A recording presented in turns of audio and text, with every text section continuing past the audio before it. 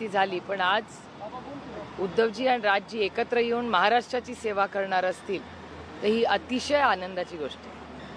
महाराष्ट्र विधानसभा निवडणूक चोरण्याचा निवडणुकांनी छापलेलं देखील आहे. त्यामध्ये राहुल गांधी म्हणतात की महाराष्ट्राच्या निवडणुकांमध्ये फिक्सिंग झालेलं आहे, त्यात काही दाखले देखील देण्यात आलेला आहे, मतदान आहे त्यापेक्षा जास्त मतदान झालंय, पुढाऱ्यांची पळवापळव झाली, अशा प्रकारचं त्यांनी मतं मांडलेले आहेत आणि फिक्सिंग झालंय महाराष्ट्राच्या निवडणुकीत. मी आज सकाळीच आदरणीय पवार साहेबांनी आणि मी दोघांनीही तो लेखही वाचला, त्याच्यावर आमची चर्चाही झाली आणि काँग्रेस पक्ष हा इलेक्शन कमिशनकडेही जाऊन आलेला आहे.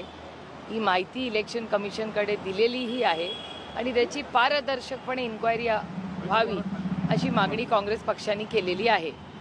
त्याच्यामुळे आम्ही वाट बघतोय की इलेक्शन कमिशनकडून काय उत्तर येतं. ताई, 10 तारखेला वर्धापन दिन आहे राष्ट्रवादीचा, दोन्ही राष्ट्रवादी वर्धापन दिन साजरा करतायत, तर कसं बघतो तुम्ही? आता कसं काय बघणार, आता कोर्टात केस चालू आहे आणि स्थापना त्या पक्षाची झाली. हा सगळा 26 वर्षाचा प्रवास हा उभ्या महाराष्ट्र नाही देशाने पाहिलेला आहे.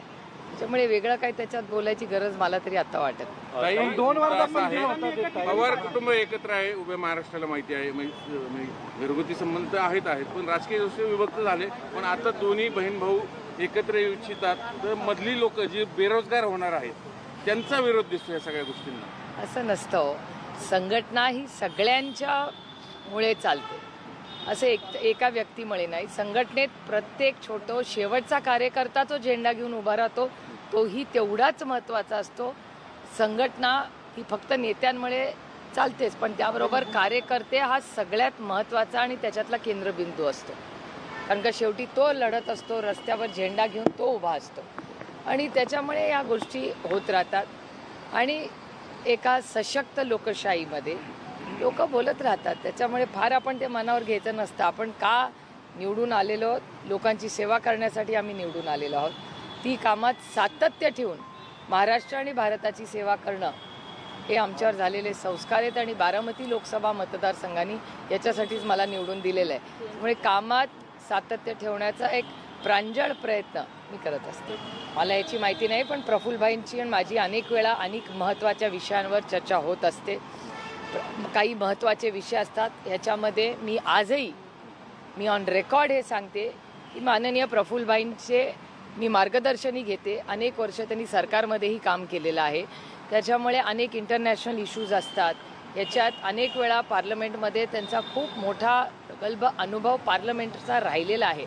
त्याच्यामुळे प्रफुल्लभाईंच्याकडून मी स्वतःही त्यांना अनेक वेळा फोन करते, त्यांचं मार्गदर्शन मी घेत असते. आणि असे अनेक संघटनेतले, मग काँग्रेसमध्ये असेल, आता आनंद शर्माजी आणि मी गेले 11 दिवस आम्ही एकत्र प्रवासात होतो. त्यांचा कॉमर्स मिनिस्ट्रीचा असेल, एक्सटर्नल अफेअर्स मिनिस्ट्रीचा असेल, खूप मोठा अनुभव राहिलेला आहे. त्याच्यामुळे या सगळ्या 11 दिवसाच्या दौऱ्यामध्ये आनंद शर्माजी असतील, माझे सहकारी, खरंच विद्वान सगळे सहकारी माझ्याबरोबर होते. मग मनीष तिवारीजी असतील, मुरलीधरनजी असतील, अनुराग सिंग ठाकूरजी असतील, कृष्णाजी असतील, या सगळ्या एक टीम म्हणून आम्ही काम करतो. त्याच्यामुळे राजकारणामध्ये एक तर डायलॉग हा असलाच पाहिजे, या मताची मी आहे. आणि प्रफुल्लभाईंच्याबद्दल मी आवर्जून उल्लेख करीन की मी त्यांचं पार्लमेंटमध्ये अनेक वेळा पॉलिसीच्या बाबतीत अनेक वेळा मार्गदर्शन घेत असते. आजही स्थानिक स्वराज्य संस्थांच्या निवडणूक तटकरेंचा माझा बऱ्याच दिवसात भेट नाही. त्यांची भेट माझी पार्लमेंटमध्ये कधीतरी होते, पण त्यांची आणि माझी बऱ्याच दिवसात कुठेच भेट योग आमच्याकडून कुठलाही प्रस्ताव नाही, सातत्याने त्यांचं विधान येतंय. मला सांगता येणार नाही, कारण का माझं आणि सुनील तटकरे जींचं कुठे गाठी भेटी नाही, कारण का कुठल्या कमिटीमध्ये ते आणि मी एकत्र कुठल्याच कमिटीमध्ये नाही आहोत. त्याच्यामुळे पार्लमेंट जेव्हा सुरू होईल तेव्हाच त्यांच्याशी भेट होईल. आता कोर्टाने तर ऑर्डर दिलेली आहे आणि हे इलेक्शन होणं हे गरजेचं आहे, महाराष्ट्राच्यासाठी आहे, सर्वसामान्य मायबाप जनतेसाठी आहे. त्याच्यामुळे आता लवकरात लवकर ते व्हावं आणि जे कोणी येईल ते निवडून येऊन कामाला लागावं एवढीच सामान्य माणसाची अपेक्षा आहे. दादा म्हणतात की माझा चेहरा म्हणून पालिकेकडे पाहून सगळ्यांनी काम करावं असं सूचना दिल्यात. खरंच महायुती वेगळी वेगळी लढल असं वाटतं का तुम्हाला? कसं कळेल आता आपल्याला, आणि तो त्यांचा अंतर्गत प्रश्न आहे ना, दुसऱ्याच्या घरात कशाला लक्ष घालायचं. एकत्र असतील की नाही? बघूया, एक तर आम्ही महाविकास आघाडी म्हणून लढणार सगळी इलेक्शन्स आणि प्रत्येक जिल्हा परिषद, पंचायत समिती किंवा कॉर्पोरेशन या सगळ्यामध्ये स्थानिक लोक निर्णय घेतील, कारण का हे निर्णय आणि हे इलेक्शन कार्यकर्त्यांचं आहे. प्रत्येक पक्षाची इच्छा असते कार्यकर्त्यांना संधी मिळावी. त्याच्यामुळे कार्यकर्ते काय ठरवतील त्याप्रमाणे पुढे आम्ही सगळे एकत्र एकामेकाशी चर्चा करून मार्ग काढत जाऊ टप्प्याटप्प्यात. दादा काल एका ठिकाणी बोलताना म्हणाले की 10 तारखेला आपला वर्धापन दिन बालेवाडीत होतोय.